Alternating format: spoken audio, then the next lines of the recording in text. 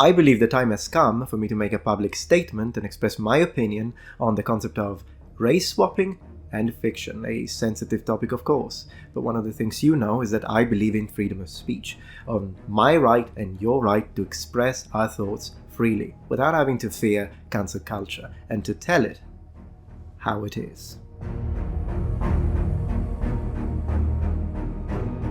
Hello noble ones, welcome back to my channel. This is the Metatron speaking, and for those of you who have been watching my channel for a while, you already know my position when it comes to race swapping and historical characters. If it's a historical black man, keep him black. If it's a historical white man, keep him white, and so forth. A reasonable position, if I say so myself. But what about in fiction? Can Spider-Man, an elf in Lord of the Rings, the Little Mermaid, Snow White, Aragorn himself be swapped?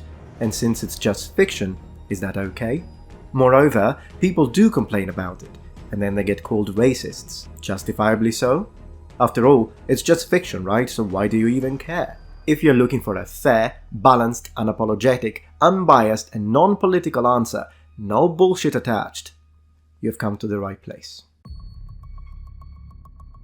Well, let's zoom out for a second. When it comes to the matter of education, entertainment, and infotainment, for the purposes of this video, I would like to divide these sort of movie productions into three distinct categories: full fiction, historical fiction, and documentaries. When it comes to documentaries, you can check out this recent video of mine where I strongly reject the idea of race swapping of real historical characters. I'm against it, whether it be whitewashing or blackwashing. A documentary has the job of making available relevant information on the wider socio-historical context to the people. Therefore, with the very word documentary comes a baggage of expectation from the public, including qualitative research.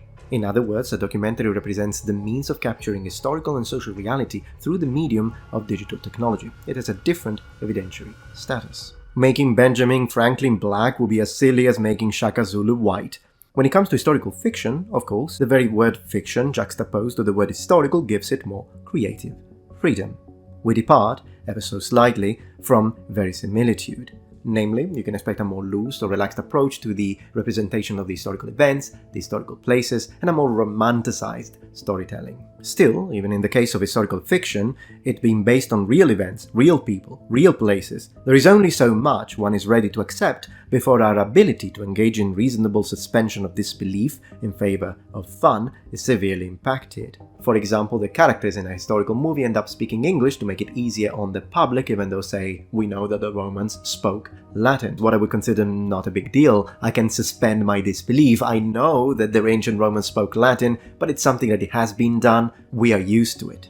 It's a small price to pay to overcome the enormous difficulties of training all actors to speak a language the audience won't be able to understand, not to mention good luck recreating accurately other ancient languages with much less documented evidence. On the other end of the spectrum, let's say you're trying to make a video about ancient Rome but you set it in India because you say Rome was actually in India, and the ancient Greeks, well, they live in a desert with flying coconuts and Vikings used Uzis. Okay, that would be too far for me to call it historical fiction. Now, where you place the bar between those two extremes when it comes to historical fiction is entirely dependent on you.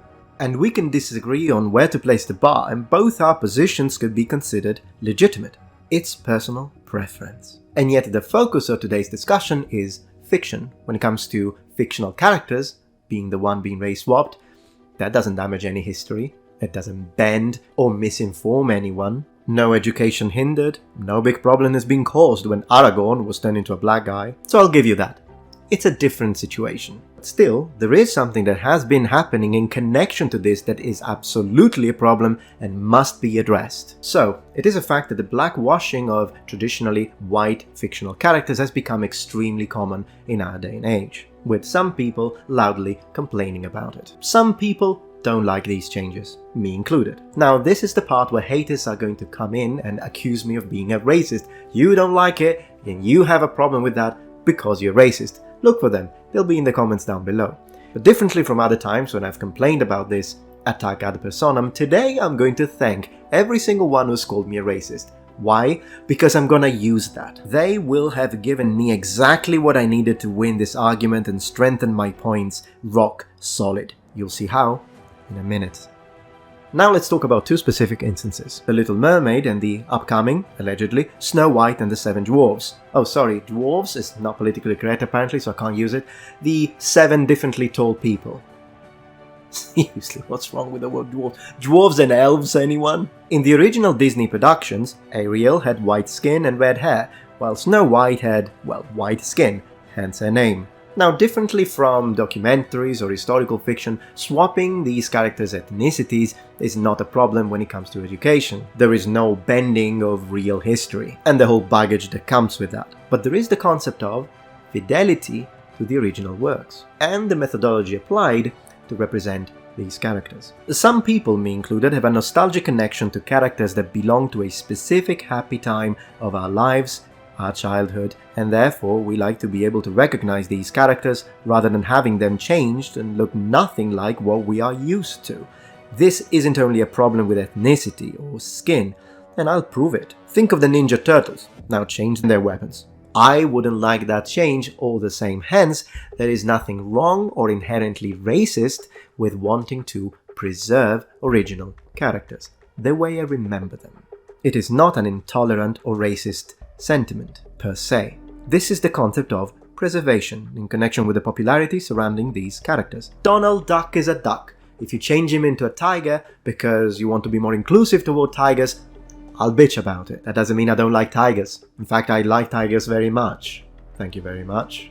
People, especially kids from the 90s, remember Ariel with red hair, blue eyes, and yes, white skin. When you change the look, changing the ethnicity, hair color, eyes, heck, if you remove the sea and make them flying mermaids, then you're erasing the memory and the Ariel some people grew attached to. This is the core sentiment, not racism. Complaining about the drastic change of established features of popular characters doesn't make you a racist, it makes you a fan. Look at Henry Cavill and why he left The Witcher production. He wanted the producers to stick to the source materials because he liked The Witcher. Same sentiment. To that, attach the political reasons why the likes of Disney, Netflix, etc. are doing these modifications, and no, it's not real representation, and the constant practices of trying to silence and cancel anyone who stands in their way, and the outrage begins, and justifiably so. It is a multi-layered reaction, and just chalking it up to, oh, it's just because people are white supremacists and racists is ridiculous. People don't like their freedom of speech being removed from them. That's what empirical evidence suggests. Now, I'd like to underline that since differently from the woke mob, I'm actually fair. If you don't have a problem with, say, Black Aragorn, you look at him and like, yeah, that's cool, no problem. Black Ariel, yeah, that's fine. I'm okay with it. It's fine. You don't have to agree with me for me to respect your opinion and your freedom to share it. Both positions are okay and respectable. Neither should need to try and cancel the other. If you like them, good for you. But unfortunately, you disliking race swapping of a white character into a black one has become an unacceptable opinion to hold, and one you'll be attacked for. And that's the real problem I'm discussing today. This is the topic of this video. You say that you prefer the Little Mermaid to stay white, you're a racist. You say you wished Aragorn wasn't changed, racist. Why do you prefer these characters white, they ask you, trying to gaslight you into entertaining the racist accusation? Now, here is the ultimate answer that will destroy any further and future attempts of manipulation through the accusation of racism. And it will stand from now until the end of days. An answer that cannot be countered in any logical way. Why do I prefer these characters white? For the same reason I prefer Blade the Vampire Hunter to stay black. Call me racist now. If you change Blade and make him into a white guy with blonde hair, it's not Blade anymore. Hence, I do not like that change. Now, my preferences were never racist in the first place, but the difference is that if that's all I ever said, no one would accuse me of being racist. They'd be all in for it if I was just defending, like I did a second ago, a black character trying to prevent him from becoming white. Even though it's the exact same thing as preferring to keep the Little Mermaid white, or to not remove pointy ears from elves. Am I being racist towards humans now? That's because this loud minority has double standards. If a black character is turned into white, whitewashing, horrible, how dare you? But if the same thing happens in reverse and a white character is turned into black and you say anything about it, well, why do you even care? Why are you so fixated on skin? Even though the ones fixated with skin replacement was them all along, pushing it everywhere. These are the people who made it a problem of race. The very people that call you racist are the ones who made it a problem of skin and ethnicity in the first place. They are the ones that tell you, you need more black characters on screen so that kids can identify in a character that looks like them. Mind you, these are the same people that also tell you that anyone can identify as anything. But for some reasons, a black kid can't identify as Superman unless Superman has the same ethnicity and looks exactly like that kid. And of course, a white kid can't identify as an African warrior, I suppose. The logic breaks down. Not only it's biased and unfair, but it's full of contradictions, which is the sort of collision that occurs when you're trying to entertain two completely different thoughts that collide with each other, in opposition with each other. It's kind of similar to the situation with the word fat. On one hand, they tell us it's a horrible word and you shouldn't use it, how dare you call someone that? And on the other hand, they tell you fat is beautiful. Which one is it? To say that for a kid, a child, the age with the most powerful and unrestricted imagination by definition, to say that for a child to be able to identify or imagine himself or herself as the character seen on screen, they need to look exactly like him, is limiting and preposterous. And let me add, since when? You are making it all about skin and ethnicity. It never used to be that way. White kids watched Blade and then they all said, oh my god, that's me. They wanted to be like him. So who actually ever cared if he looked differently? Kids of all ethnicities wanted to be samurai, ninja, European knights, Superman, Batman. Heck, I wanted to be Sonic at one point. Do you think the fact that he wasn't even the same species stopped me from imagining it? So let me ask it again. Who's obsessed with skin? Us? Or them? Haha, Metatron, I caught you in a mistake. You said that you're all about fidelity to the original works. Well, in the original Danish tale, the mermaid actually had green skin. Well, first, you're wrong. She was described with white skin. Proof. Now, I'm taking this from the channel called The Mythology Guy. Excellent content, and the guy is extremely fair. He does a very good job. But as we read from the original Andersen story, holding out her white hands. That's how she's described. And then again, pretty a pair of white legs and tiny feet. And again, raised her lovely white arm. So no, she wasn't green. Second, it wouldn't matter either way, because as a kid, I didn't read the original work. Thus, my personal emotional connection with that character, which is based on the memories that I have stored in my prefrontal cortex, is based on the Disney one. So that's the one I'm gonna defend. If my first experience was with the book, I would have defended that representation. It is the personal connection which justifies these sort of outbursts, so to speak. Now, do you remember going through Facebook when this whole Black Ariel situation was booming everywhere? What was one thing that people said? You're gonna love this one. The Aquaman case. Oh, you complain now about Black Ariel, but no one complained about Aquaman because you're racists and you only have a problem with black characters, blah blah blah. Seriously? Aquaman? Who the fuck is Aquaman? Probably one of the most ignored, ridiculed, lame, meme material superheroes ever made, and they expect people to... I don't complain about Aquaman because I didn't even know he existed up to a couple of years ago. No memory, no personal attachment, nothing.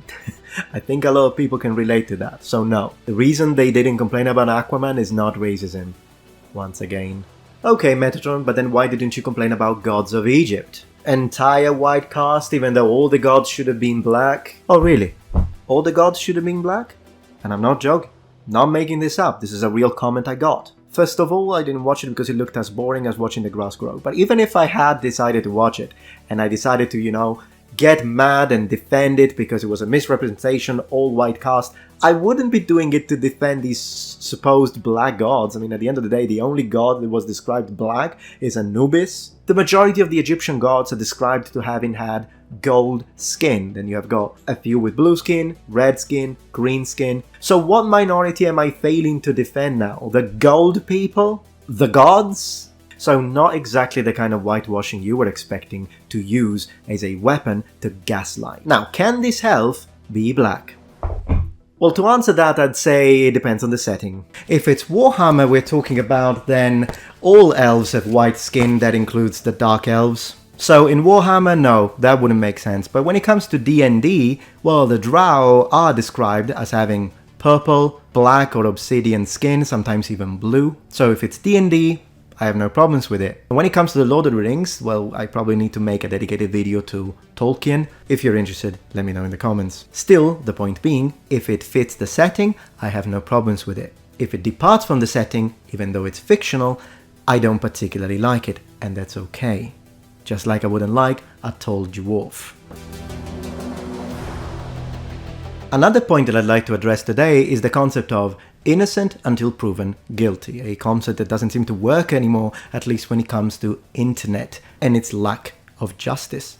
The idea being that innocent until proven guilty has now been replaced by, if there is a chance of guilt, even if extremely slight and with no evidence, call the judge and executioner all the same. And to be fair, it is now becoming innocent until proven white. So, you say you prefer white Aragorn. What possible reasons could you have? Racism, but also nostalgia, personal attachment to the character, childhood memories, story preservation, fidelity to the original works. Oh well, racism is one of those. I have no evidence to prove it, but I'll just call you racist anyways. But what if it was not racism, but it was one of the other legitimate reasons? Who knows? Who cares? Don't know? Don't care. That's the attitude.